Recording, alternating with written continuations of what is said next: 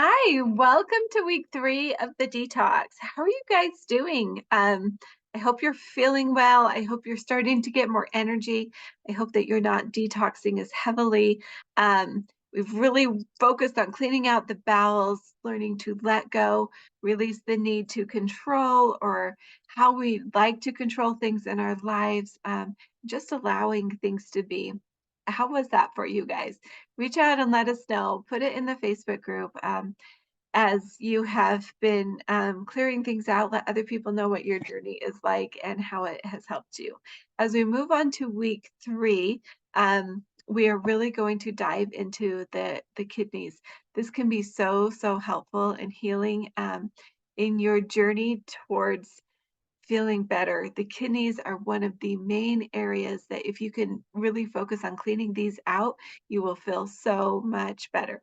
I promise. So, we've been doing a lot of detoxing. Now it's time to get things out of the kidneys so we can really get into nourishing. So, cleansing the kidneys. I'm just going to be going through some points in the book. So, hopefully, this helps you as you go through it and have any questions. So, um, as we focus on cleaning the kidneys, we want to bring in more fruit. Fruit can really be helpful at flushing out the kidneys so that we don't have any extra work to do. And as our kidneys like to flush fluids, this is going to be really helpful in alkalizing the body. As you alkalinize the body, it puts us in a state of healing.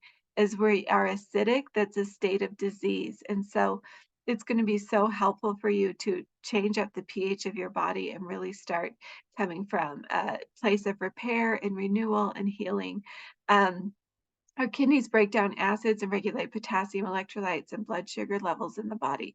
If you've struggled with any of those things, this is going to be the week that you'll find a lot of the healing that you need. It also filters the blood and gets rid of waste products and drugs stored in the body.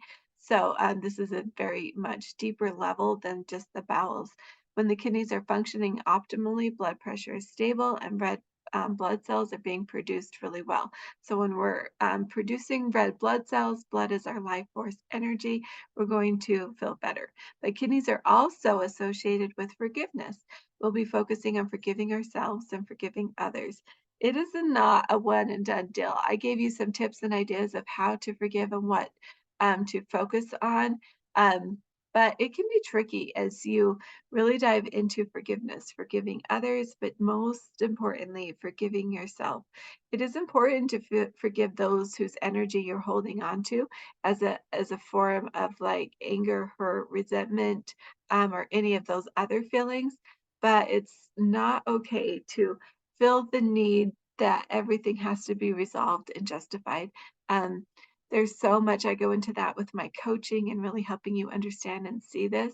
But it really just comes to allowing and to letting the stress and the hurt around it for you be gone, not a need to fix it and make it all better because we can't fix other people. Our energy can't be in needing to make sure that someone else has their reward or that we seek justice or anything like that. That's not our responsibility. As we hold on to that, that can be hurt us. It's like the old saying that you drink poison yourself, but you expect it to hurt someone else, it does just cause poison in us. So as you think about the need to forgive, I know there are so many hurtful things in this world, and we do want to make sure that things get resolved as much as possible.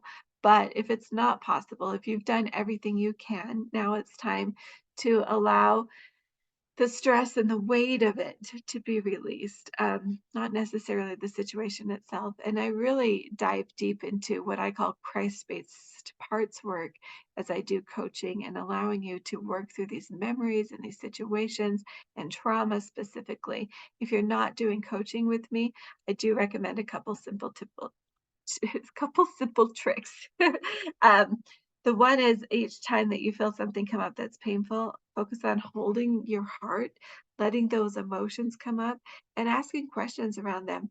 Why am I holding on to this? How does it make me feel? What would I need in order to allow it to go? Just holding your heart, closing your eyes. I love to close my eyes and deeply breathe and ask myself those questions can be so helpful and healing. It's also a great time to do some burn exercises, where you write your feelings on paper and burn it. That can be really helpful in allowing it to go, or do a visualization. I like to visualize some of the stress and pain, being like a I like to picture dandelion seeds, like when you blow the dandelion seeds and they kind of float away. I love to see it as like I blow on all the stress, just let it go and watch those seeds just drift away. One of the things you can also do is where you hold the pain and watch it transform, like into a butterfly, like taking the hurt and the hate and the resentment around it and transforming it into something beautiful that can be healing for you. Maybe seeing the good in it, maybe seeing how you're a better person, not that the situation was good, but that you're stronger and better or able to help and protect other people so they don't have to go through it. So find the good in that situation. The other thing that I want to really focus on is EFT tapping. We haven't really done a lot of tapping. It is something I really believe in and know the benefits of for myself. It helped me overcome depression and has helped me get through a lot of um, situations that were hard for me in my life, specifically around myself and my love for myself and my family situations. So, as I teach you EFT tapping, if you already know it, just run through it with me, but I can show you the benefits of it. So, what you're going to want to do, and this is one reason I love EFT tapping, is it's not just an affirmation where you just have to make sure everything's okay, but it is actually dealing with how you're feeling in the moment and allowing that energy to transform. So EFT is a lot like acupuncture and acupressure, where you touch on certain meridian points that are energy centers in the body. And as you do that, you can transform the energy. There are so many studies around using EFT tapping for trauma and stress and anxiety and depression, pain. It's just a really great method. And as they dive into it more and get more and more research, it just blows my mind how we can use simple habits to transform big energy. So, the way I learned EFT tapping is how I'm going to share it with you. I have some downloads and things that I'll be putting in this week in the Facebook group to help you really understand EFT tapping better. But as you do it with me, and as I share the points in the papers I have for you, you'll be able to use this for yourself.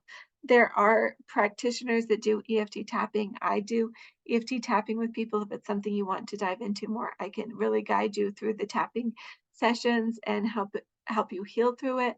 But for now, I want to teach you how to do it yourself. So what I like to do is on the side of the hand, is a point of energy. So I like to take all four fingers because I want to really connect with the side of my hand. And I'm going to do it kind of hard, not in a way that it would hurt, but just with a lot of energy. I'll just tap on the side of my hand. And while tapping, I'll say three statements about how I'm feeling. So, first of all, before I start tapping, I like to rate how I'm feeling on a scale of 1 to 10, with 0 being I'm fine, there's no problems, 10 being I'm absolutely miserable and struggling, and I just put a number on that. So if you're tapping because you have stress that you're carrying weight and all these extra pounds and you wish it were gone yesterday, you can start tapping on the side of your hand. And while tapping on the side of your hand, I like to repeat phrases 3 different times, just whatever comes out. This is not scripted. For me and for you, it's just going to be whatever comes up for you.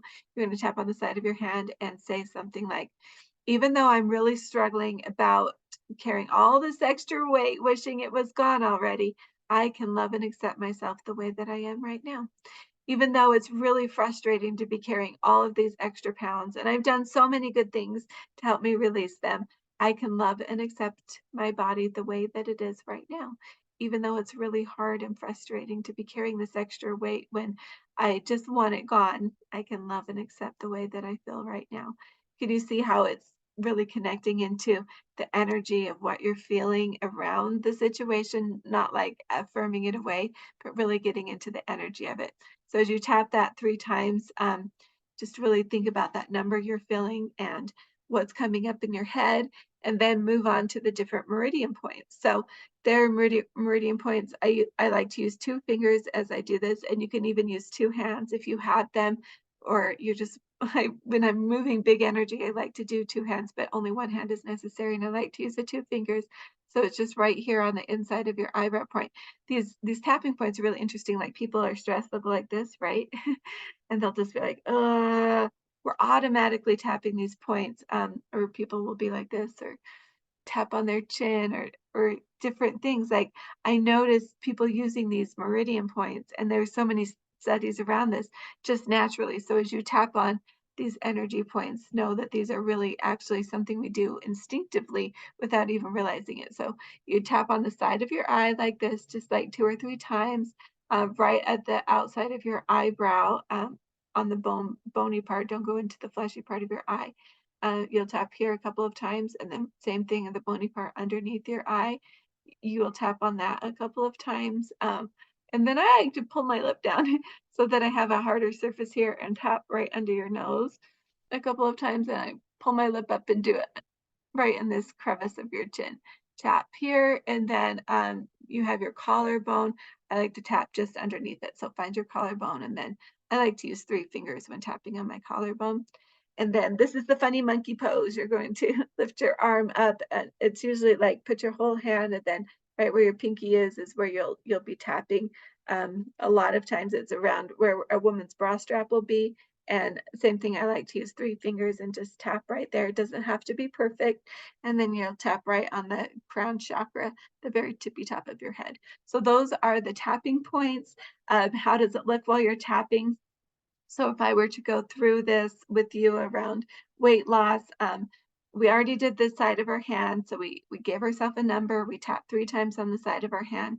And then this is the part where I just encourage you to talk about it, to talk as you're going through these different tapping points. So I would say something like, even though it's so frustrating that I've been trying so hard to release weight, I've been doing all these different diets and exercises, and I'm just frustrated. I don't want to try another program. I feel like I'm going to fail. I don't think it's worth my time and energy. I'm really stuck and frustrated about what to do. I don't want to have to sacrifice anymore. I feel like I'm always having to sacrifice and not getting the results that I want. I just am so frustrated. I'm so angry. I'm sick of this way. I don't want to hold it anymore. I just want to be free. Can you see how, as you go through all of those points, you're just doing this conversation that comes up?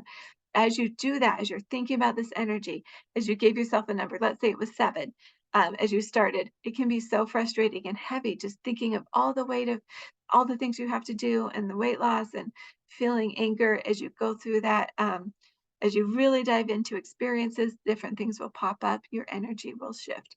As it starts to shift, it will be more like, oh, I've done so many good things for my body. I'm so proud of all the choices that I made. Maybe they didn't work exactly like I wanted to, but I've learned so much. I'm feeling healthier. I can see that it has been benefiting me too. I am so excited to detox. I know that I'm going to release the weight that I need. I know that I'm going to feel better. I'm so grateful for my body and the energy it gives me. It will gradually shift into that as you do tapping correctly. If you need help with tapping, reach out in the group, reach out to me. I would love to do a quick little session with you and show you how this works. You can do it around anything though.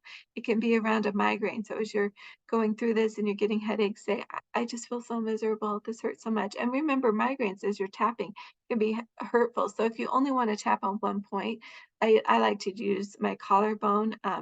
As a tapping point if my head hurts and I don't do all of them. Even if you're just doing one tapping point, it can be really helpful. So that's kind of just a basic on EFT tapping. I can give you resources for more information if you're interested, but I do recommend that you do it. I like to do EFT tapping as I'm in the shower. I don't always have time around my kids or stressed to have these full conversations, but as I'm in the shower, waiting for like the conditioner in my hair or something, I'll go through a quick round of tapping. It will take like a minute or two, as I'm really feeling the stress of it. And I usually only do tapping on stress. I know it can be helpful for just gratitude, but that's when it usually comes up for me. And I'll just do a really quick round, and it can be so healing and powerful to help me recognize what's bothering me and really put it into words, and then allow that stress to wash down with the shower. So I hope that was helpful. Um, So let's focus on what we're going to be doing every day this week. On days 1 through 3, we're going to do a little bit more cleansing. So it's going to be wake up and drink dandelion tea. Dandelion tea is going to be really helpful for clearing out the toxins, but not in a heavy flushing way like we did with the 3-day juice cleanse. You're also going to be able to eat unlimited watermelon. Watermelon's really great to detox the kidneys because they're 95% water. Um, we want to flush them out with a lot of water. If it's in a season where watermelon isn't fresh or good or available, you can also use grapes. You can use any other melon. Um, but Using grapes is a really great way to get the benefits of the detox, but still have it taste good. Because I did a detox once in the winter with my husband, and we got watermelon, and it tasted so bad. And my husband thought, "Oh, it's going to be better if I blend it up and drink it." He said it was worse. So I don't want you to have to struggle with that. So if you're getting your shopping list together and watermelon isn't in season or available, try it with grapes. Um, but then you'll also be drinking hibiscus tea before bed. If you got my detox kit, it will come with the dandelion and the hibiscus tea, enough for you to get through the detox. And if it becomes too much to do this for 3 days, feel free to eat raw veggies on the third day. But for most people, because you've been detoxing up to this point, it's going to feel really refreshing to stick with the watermelon for 3 days. And then on days 4 through 6, you just get to eat whole foods. This is kind of where you get some freedom and leeway in making choices. It's going to put the energy and the weight on you, though. Can I make healthy choices when it's not just given to me? I did include some recipes to help you, but you can be a little creative with your cooking and your food. But just know that the more natural it is, the better you'll feel. For breakfast, you're welcome to have some cooked grains. I like to do them low cooked. I like to, if you get one of those thermos cups, I like to put my grains in the thermos with hot water, and let it sit overnight. Then the grains can sprout and not be cooked. It's not boiling hot water, but just really hot water. Those grains will sprout and they'll be soft, so you can eat them the next day. And that way, you're still eating raw foods. You're still eating um, whole foods, but without all the starchiness of the grains. You can also add almond milk or berries. You can add melons this week, as much as you want, and cinnamon. The cinnamon will also be in the detoxing kit. I highly recommend that you add cinnamon to really help with your blood sugars. And then if you're not worried about releasing additional weight, you're welcome to add things like the almond butter. Um, or you can do level 2. So that's going to be level 1. Level 2 is you're going to drink a pint of veggie or fruit smoothie. I usually like to drink a quart, just because it really fills me up. You can do raw juice. I love to do 1 carrot, 2 carrots, 1 apple, 2 stalks of celery, and a head of romaine lettuce, Keller chard. That is a really good juice. It's very nourishing. It will fill you up and it will taste good. For lunch, have a salad. I love to just combine vegetables and do a soup for lunch each day. So make sure you're doing both. You just really want to be nourished, but nourished with really good whole foods. Um, uh, for level 1 and level 2 will just be to have a green smoothie or raw salad. And then for dinner, any leftover soup or just a green smoothie or salad. So can you see the difference? If you're really going to stay into the detox of the whole live food, focus on the salads and the vegetables. If you're doing level 1, you can add some of the grains and cook soups and things like that. So that is basically it for week 3. I did give recipes for the asparagus with roasted tomato and spinach salad, which is one of my favorites. And the coconut curry soup is something I just really love. You're welcome to use soups from the weeks before or create anything of your own. But that is basically all that we're doing with week 3. Make sure that you're journaling. Make sure you're celebrating your wins with your morning and evening routine. Really focus on that. Check in with your body. How is it doing? What are your moods like? With kidneys, it's okay to be sad. It's okay to feel pain and to feel hurt. Resentment and anger can come up, but that's going to be cleared next week as we focus on the liver. But really start being aware of any emotions like that that come up. So make sure you're journaling. Make sure that, you're feeling okay, that with the detox, you shouldn't be getting a lot of headaches or, fatigue, anything like that. If you are, reach out to me. I'd love to help you, and, happy detoxing this week. I'll see you next week as we dive into week 4. Bye, you guys.